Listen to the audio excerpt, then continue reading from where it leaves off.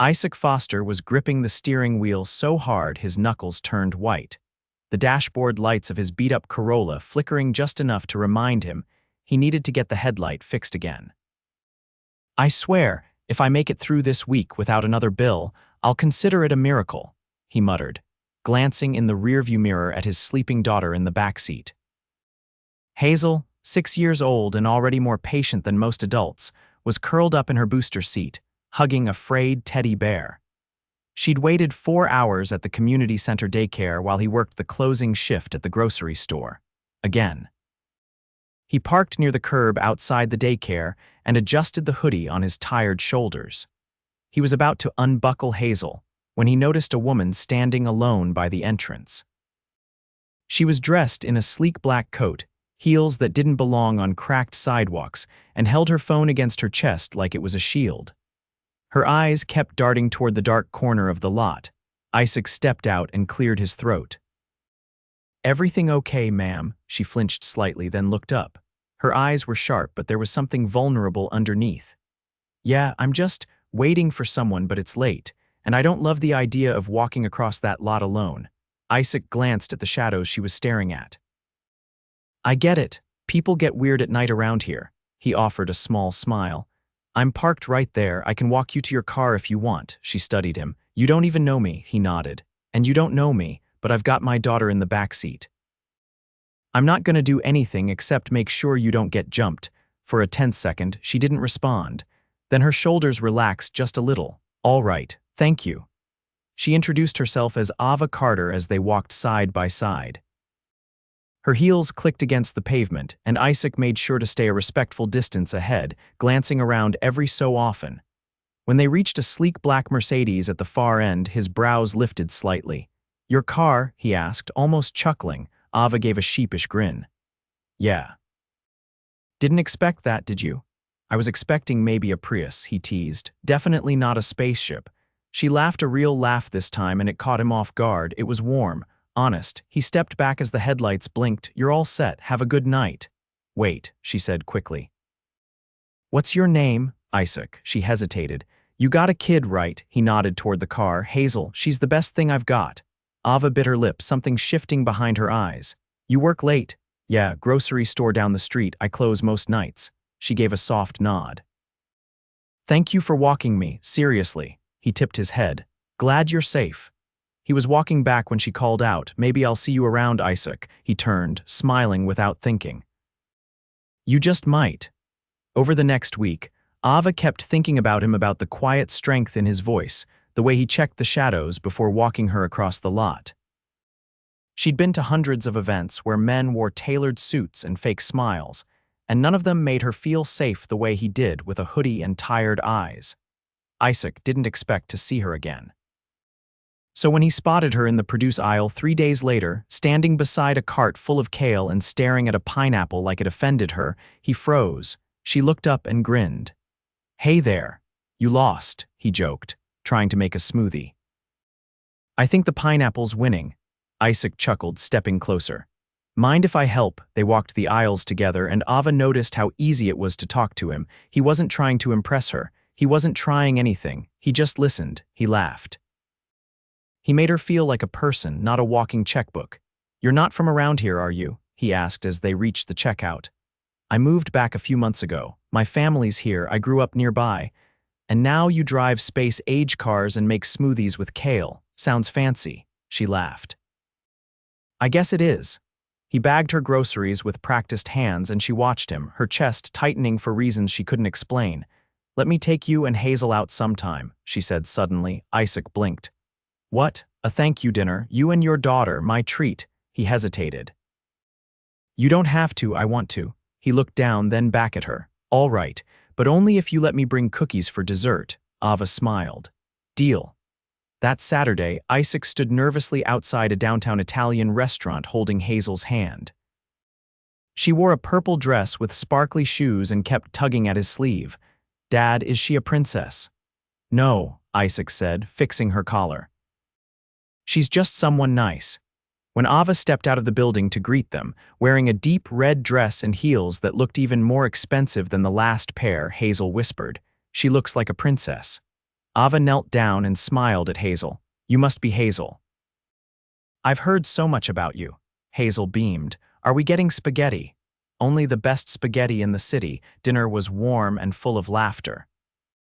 Ava talked with Hazel like she was the most important person in the room, and Isaac watched the two of them like he was seeing something he hadn't let himself want in years. A family. A real one. After dessert, as they walked out into the night, Ava turned to him. You're a good dad, Isaac. He looked at her, eyes tired but full. I try. You don't have to try so hard with me. He studied her, something unspoken hanging in the air. You're not like anyone I've ever met. You don't know much about me, she said softly. He nodded. No. But I want to. Ava reached for his hand. Then let's start with that. And just like that, something shifted between them, something real. I didn't realize this place had a back garden, Isaac said as he followed Ava through the arched glass doors of the restaurant's private courtyard. Twinkling lights hung between trees, and a string quartet played quietly near a marble fountain. Hazel was already darting toward the koi pond under the supervision of a cheerful hostess who offered to keep her entertained while the adults finished coffee. It's usually reserved for private events, Ava replied, settling into one of the wrought iron chairs. But they make exceptions for longtime clients. Isaac looked around. It feels like we stepped into a movie. Ava poured him a cup of coffee from the silver carafe. You deserve one night that doesn't feel like reality. He accepted it, raising an eyebrow. You make that sound like you've had plenty of those. She stirred her own cup, the spoon clinking softly. More than I needed, probably. Let me guess, he said, leaning back. Prep school, trust fund, summers in Europe, boarding school in Switzerland, she admitted. I hated it. I used to sneak out at midnight just to sit on the roof and breathe air that didn't smell like perfume or money. Isaac chuckled. I used to sneak onto the roof of my high school to smoke cigarettes I didn't even like, just because it felt like something I could control. Ava tilted her head. You're not what I expected. Most people figure I'm either dangerous or desperate. I think you're deliberate, he blinked. That's not one I hear often. I meant it as a compliment. A beat passed between them. The music from the courtyard faded into the background as they looked at each other, something unspoken rising to the surface. Isaac broke the silence first. So what do you actually do, Ava? She hesitated, swirling her coffee. I run a company. Technically, I inherited it, but I rebuilt most of it myself. What kind of company? Tech infrastructure. We build systems other companies rely on: supply chains, security, logistics. Boring to most people, but not to you. I like knowing that what I build keeps the world moving, she said, her voice softening, even if no one sees it. He studied her for a moment. That's a lot of weight to carry. It is, she admitted, but it's mine. Isaac sipped his coffee. You ever wish you could just disappear for a while? She smiled faintly. Every week, but disappearing's hard when your name's on buildings. He leaned forward. So why me? What do you mean? I'm not part of your world. I'm not even in the same orbit. Ava met his gaze directly. That's exactly why I feel safe with you. The air between them shifted, heavier now, charged. Then Hazel came bounding back with a drawing in hand, cheeks flushed pink from laughter. Look, Daddy, she said, holding up a sketch of a fish with a crown. He's the king of the pond. Isaac scooped her up, kissing her temple. That's incredible, sweetheart. Ava reached over. May I keep it? Hazel nodded enthusiastically. You can put it on your fridge. Later that night, as he carried Hazel up the stairs to his apartment, Isaac kept thinking about the look in Ava's eyes when she asked to keep the drawing. Not like someone humoring a child, like someone who genuinely wanted to take a piece of the night home with her. The apartment was quiet except for the hum of the refrigerator. He tucked Hazel into bed, then sat down at the tiny kitchen table with a bowl of cereal, his thoughts spinning. He didn't know what he was doing. Ava came from a world where people had drivers and private courtyards and menus without prices, and he was wearing a shirt he'd ironed on the bathroom counter. And yet, she'd looked at him tonight like he mattered. The next morning, he found a card slipped under the door. No envelope. Just heavy cream-colored paper with his name written in ink. There's something I want to show you. Can you meet me today? An address followed. Midtown. He checked the time. He had a shift at noon, and Hazel's usual sitter was out sick. his neighbor, Mrs. Klein, was on her porch watering the plants when he stepped outside. "Morning, Isaac. Hazel's already told me she wants pancakes for dinner." He paused. "Would you mind watching her for a few hours?" "Of course I will," she said, waving him off. "Just bring her back before 6, so we can watch our show." He thanked her and kissed Hazel goodbye. The address on the card led to a towering glass building with a mirrored lobby and a security desk that eyed him like he didn't belong. But the moment he gave his name, the guard stood and guided him to a private elevator. The doors opened on the top floor. Ava stood by the window, sunlight catching the edges of her hair. Behind her, the skyline stretched in every direction. "You came," she said. "This your office? It's where I make the least amount of mistakes," she said, gesturing for him to join her. "Come look." He stepped forward. The view was dizzying. The city pulsed below them, alive and endless. "I used to come here when I felt like I was losing control," she said, her voice steady. "Up here, everything looks smaller, manageable." Isaac turned toward her. "Why did you bring me?" "Because I don't want to hide anymore," she said. "Not from you," he frowned. "What do you mean?" She walked to her desk, opened a drawer, and pulled out a magazine, laying it face up between them. On the cover was her face. Beneath it, bold letters read, "Ava Carter, the billion-dollar legacy." Isaac stared at it, then back at her. "You're the Ava Carter." She nodded once. He stepped back, his expression unreadable. "You should have told me." "I wanted to," she said quietly, "but I didn't want that to be the first thing you knew about me. And now I want you to know all of it, good and bad." He folded his arms.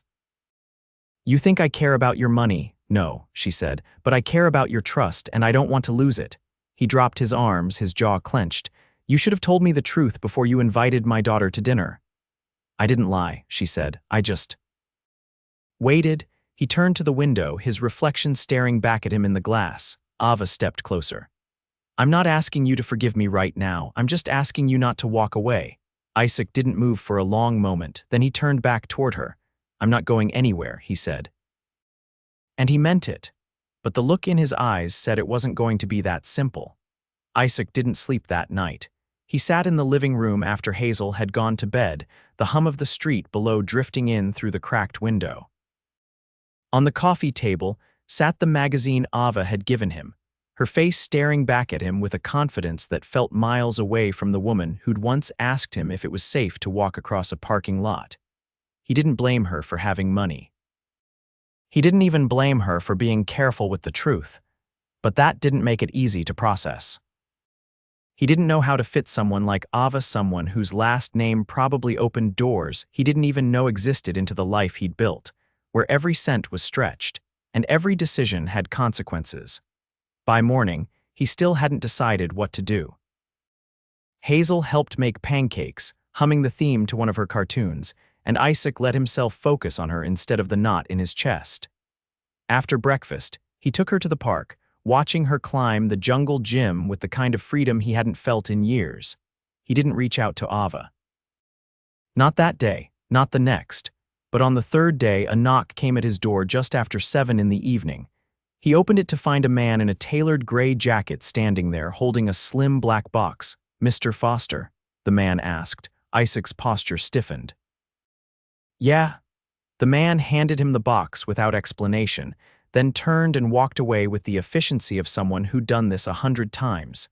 Inside, resting on a bed of deep blue velvet, was a single brass key tied to a navy ribbon. Beneath it, a small card read, "For the days you need quiet, no strings, just a door that's always open." There was also an address, different from her office, different from the restaurant. Isaac stared at it for a long moment. Hazel tugged at his sleeve. "Daddy." "What's that?" He closed the box and knelt down. "Something from a friend. Want to go on an adventure tomorrow." Her eyes lit up. "Do we get snacks? I'll pack the good ones." The next afternoon, they took a bus across town. The address led them to a narrow, ivy-covered building tucked between 2 larger apartment complexes. It was quiet, almost forgotten, with a small bronze plaque beside the door, the Carver House. The key fit the old lock easily. Inside was a cozy townhouse filled with soft light and the scent of cedar. There were bookshelves built into the walls, half filled with worn paperbacks and old records. A teapot sat on the stove, untouched. A blanket was folded neatly on the arm of the couch. Hazel walked in with wide eyes. "Is this a museum?" "No," Isaac said slowly. "I think it's a gift." He found a note in the kitchen drawer written in Ava's handwriting. "This place belonged to my uncle. He left it to me because I was the only one who ever visited. I thought maybe you and Hazel could use it more than I do." No obligations, just space. Isaac sat on the couch, the worn leather sighing beneath him. He didn't know what to feel, grateful, overwhelmed, angry. Hazel curled up beside him, tucking her feet under her. "Can we come back tomorrow?" He nodded slowly. "Yeah, we can." That night he called her. "I got your note," he said when she answered, "and the key. I wasn't sure if you would. I almost didn't, I know. You didn't have to do that, Ava." "I didn't do it because I had to," she said. "I did it because I wanted to give you something no one's ever given me room to breathe." He leaned his head back against the wall. "I've never had someone just give me a house before." "It's not a house," she said softly. "It's a place for you, for Hazel. For whatever you need it to be." "Why are you doing this?" There was a pause before she answered. "Because I care about you, Isaac, and because I know what it means to feel like the world's always just a little too loud." He closed his eyes. "I'm not used to this. You don't have to be. I don't want to be a project." "You're not," she said firmly. "You're a choice." The silence between them was heavier now, but not in a bad way. It was full of things neither of them knew how to say yet. "I want to see you," she added, "tonight."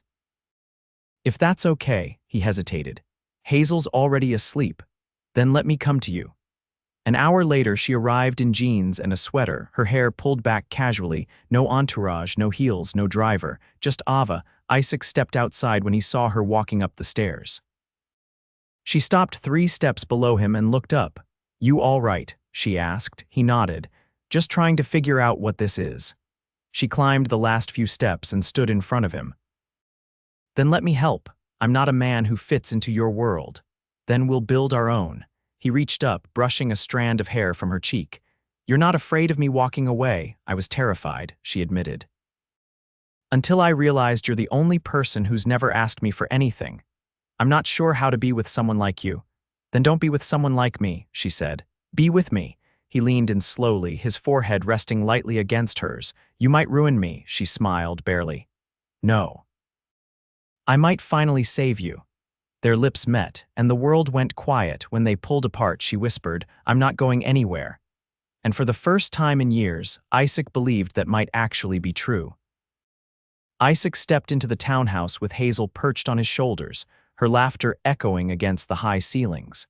A light breeze drifted through the open windows, carrying the scent of jasmine from the garden out back. It had become their sanctuary, a place that never asked anything of them. Ava stood at the kitchen island, barefoot, slicing apples with a quiet focus. She looked up when she heard them and smiled, not the kind of smile that needed to be earned, but the kind that simply existed because they were there. Hazel jumped down and ran to her. "Can I help?" Ava handed her a small knife and a cutting board. "Only if you promise not to make the apples disappear before we finish." "I promise," Hazel said solemnly, immediately taking a bite out of one. Isaac leaned against the doorway. "She gets that from her mom." Could never resist stealing ingredients mid-recipe. Ava's gaze softened. "You don't talk about her much." "She passed when Hazel was 2, he said quietly. "Drunk driver, we were supposed to meet at the park that day. She never made it." Ava set the knife down. "I'm sorry. I don't usually bring it up. People either get uncomfortable or try to fix something they can't. I'm not here to fix any of it," she said. "I just want to know you." Isaac nodded once and walked to the counter, picking up an apple slice. "You're not what I expected when I walked you to your car that night. You weren't supposed to know who I really was back then," she replied, "but I'm glad you do now." He glanced at her. "What happens next, Ava?" "I mean after the fairy tale part. You mean after the billionaire stops pretending she's normal and the guy with overdue bills remembers what world he lives in?" "Something like that." She wiped her hands on a towel. "What happens next is, I want you to meet my family." Isaac blinked. "Your family, the ones with private jets and board meetings. They're not all like that," she said. "But yes, that family," he straightened. "Ava, I'm not sure. I don't need you to impress anyone," she said quickly. "I just need you to be yourself." The man who walks his daughter to school and makes pancakes with her on Sundays. The man who didn't hesitate to protect a stranger. Hazel chimed in from the counter. Are we going to a fancy house? Ava laughed softly. Probably more than one. Isaac exhaled. All right. But if someone makes a comment about my shoes, I'm stealing their dessert. She leaned over and kissed his cheek. Deal. They arrived 2 days later at her family's estate, an ivy-covered mansion tucked into the cliffs above the bay. A valet opened the car door, and Hazel immediately whispered, "This place is bigger than our whole block." Isaac adjusted his jacket, which Ava had surprised him with earlier that morning. Let's just try not to knock over anything gold. Inside, the house was filled with warm lighting and polished stone floors, but it didn't feel cold. A woman in her 60s, elegant but not stiff, approached them with a curious look. Her silver hair was pinned neatly, and her dress was tailored to perfection. Ava, she said, pulling her into a brief hug, and you must be Isaac. He extended his hand. Yes, ma'am, she took it. I'm Evelyn, Ava's mother, and this must be Hazel. Hazel grinned up at her. We brought cookies. Evelyn raised an eyebrow at Ava, then smiled. Well, in that case, come in. Dinner was served in a sunroom that overlooked the cliffs. It was nothing like Isaac feared. No interrogations, no sideways glances, just genuine questions and soft laughter. Evelyn asked about Hazel's school, Isaac's favorite books, and even offered to lend him her rare copy of Steinbeck's letters. After dessert, while Hazel explored the garden under the watchful eye of the family's housekeeper, Evelyn turned to Ava. You've changed, she said. I hope that's not a bad thing, Ava replied. It's not. You seem lighter, steadier, like you've finally stopped running. Isaac looked down, unsure if he was supposed to hear that. Evelyn reached across the table and touched Ava's hand. I worried you'd build everything except a life. Ava smiled gently. I think I finally found someone who makes me want to build both. Later, as the sun dipped into the ocean, Ava led Isaac down a stone path that sloped toward the edge of the property. I used to come here when I was a kid, she said. I'd sit on the rocks and imagine a world where none of this mattered, just the waves and the sky. He slipped his hand into hers. You don't have to imagine anymore, she turned to him. I know. I want to give you something, he raised an eyebrow. If it's a yacht, I'm going to need a manual. She laughed and pulled a small envelope from her coat pocket. Inside was a deed, not to the Carver house, but to a piece of land just outside the city. A little over an acre, with a view of the hills and enough space to build something new. I want us to start fresh, she said. Together, no past ghosts, no old walls, just something of our own. He stared at it, then at her. Are you sure? I've never been more. I don't have anything to offer you that compares to this. She stepped closer, her voice quiet but steady. You gave me something I didn't know I needed, a place to be soft, a place to be real. That's worth more than anything I've ever bought. He looked at her, his throat tight. I love you, Ava. She reached up and touched his face, eyes bright. I love you too. They kissed under the fading light, the wind wrapping around them like a promise. A year later, Hazel tossed flower petals down the aisle of a garden overlooking their new home still under construction, but already filled with laughter and Sunday morning rituals. Isaac stood at the altar, in a suit that fit him like it was made for this moment, watching Ava walk toward him in a dress that shimmered like the first time she stepped into his world. But this time, she wasn't stepping into his world. They were building one together. And this time, no one was pretending. Isaac stepped out onto the newly built porch, the wooden boards still holding the scent of fresh cedar. The house behind him, set against rolling hills and kissed by late spring sunlight, stood proudly, not as a monument to money, but to something earned. Something lived in. Inside, Hazel was helping Ava unpack the last of the kitchen boxes. The move had taken weeks, not because they didn't have help, but because they insisted on doing it together. Every item placed had a story, and every room chosen with care. As Ava opened a drawer and found the old cookie cutter shaped like a star, she held it up with a quiet smile. This came from the first place you let me cook in. Hazel glanced over. That little house with the creaky stairs, Ava nodded. Exactly. Isaac walked in, brushing sawdust from his hands. The swing is finally up. I had to wrestle with the frame, but it's not going anywhere. Hazel cheered and darted outside, leaving the two of them alone in the kitchen. Ava leaned against the counter. "You didn't need to build it yourself." "I did," Isaac said, wiping his hands on the towel. "Because one day, when she's older and everything's changing, she'll still have that swing. She'll know her dad built it with his own hands." Ava stepped toward him. "You always find a way to make things matter." "I had to," he said. "I didn't grow up with much, so I learned to make everything count." She brushed her fingers over his. "You've given Hazel a childhood filled with love and me. You gave me a life I didn't know how to ask for." He pulled her close, resting his forehead against hers. "You gave me a chance to hope again. That's not something I thought I'd ever get back."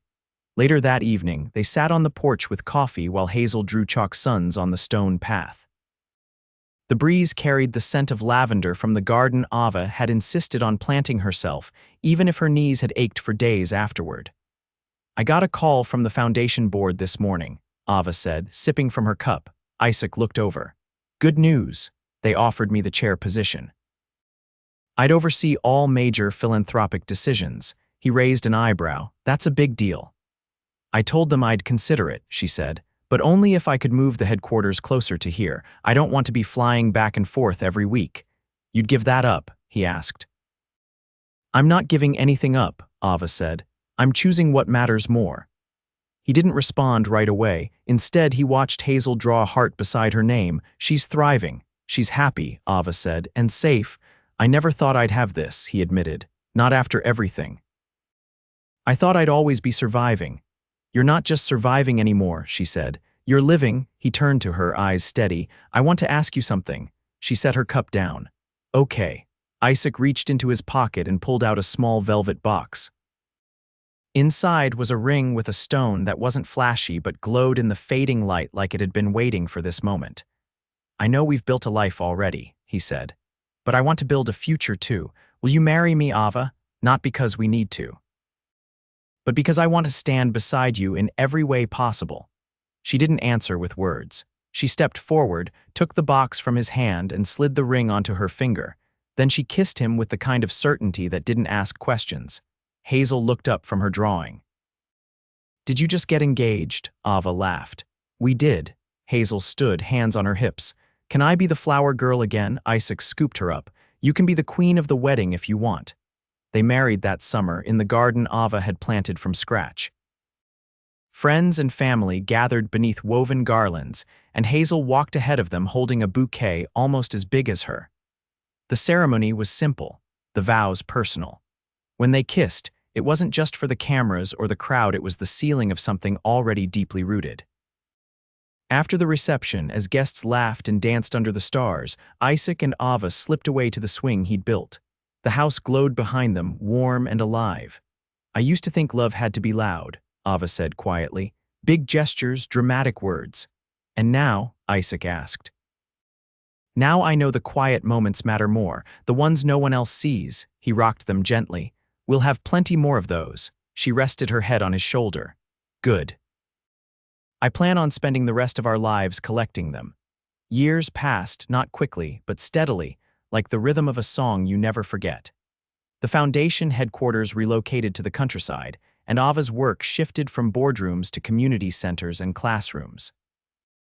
Isaac opened a small woodworking shop on the property, teaching kids how to craft furniture from scratch.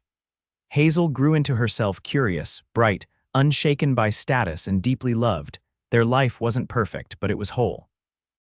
And in the late hours of the evening, when the world quieted and the garden lights flickered against the windows, they'd still find one another on that porch swing. No words, no complications, just love, the kind that stays.